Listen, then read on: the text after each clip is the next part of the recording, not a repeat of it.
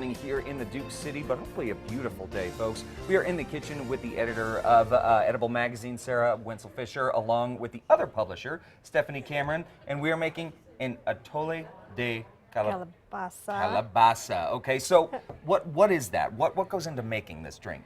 So essentially, it's a lot of yummy holiday spices, plus Okay. a little secret ingredient that the Bang Bite chef Enrique threw in there, some really? Tamayo chili. Oh, And then okay. we're using the Tamayo Blue, organic blue cornmeal, Okay. which is out of Santa Ana Pueblo. Okay, so what are some of the other spices that are working here that You got allspice, you've got anise, you've got cinnamon, you've got ginger. It's all those yummy smells of the holidays. Okay, and you got a couple of pots working over Right. here, so let's dive into how we make this drink. So first you're gonna puree your pumpkin. You're gonna roast it and get it soft and cook it with all of your spices. And then you'll throw it in a blender and you'll puree it and you'll wind up with that. Okay, so this is the pureed pumpkin Yep. here. Okay. And then you go to making your atole. And atole, it's kind of like, think about polenta or it's a cornmeal. It's just a blue cornmeal. So the trick is that you have to constantly stir it, because if you don't, you're going to wind up with really lumpy atole. So we start with some milk and water. Okay. And we go ahead and we just slowly start adding it. Don't add it all at once, and we Now, stir. how hot do we want this milk and water before we So add you want the milk and water at a bubbly simmer. bubbly simmer? Okay. So not boiling, because you'll scald your milk. So you just want it to get to where it's just starting to bubble on the edges. Okay. And then start stirring in your atole. Okay. We so now also, this ends up as a pretty thick drink. This is almost like a milkshake. It is. Okay. It is like a milkshake.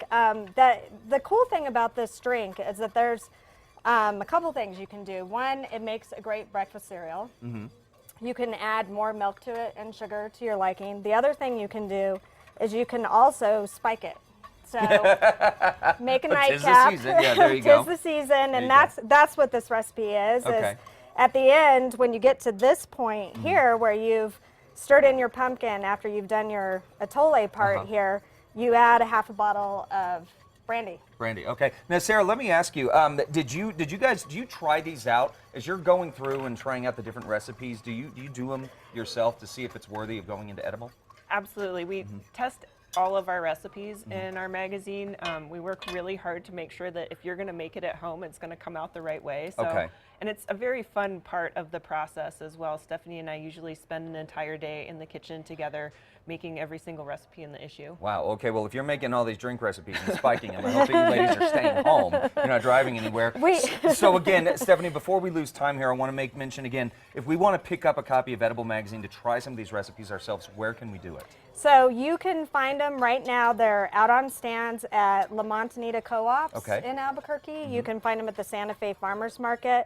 Lots of our restaurant advertisers carry them. You'll find them all around downtown Santa Fe and Albuquerque. Fantastic. All right, guys, stay with us. We'll be right back. We're going to get a final look at the Atole de Calabaza from Edible Magazine and the Bang Bite food truck. Is that right? That's right. Yep. And we come back on Style.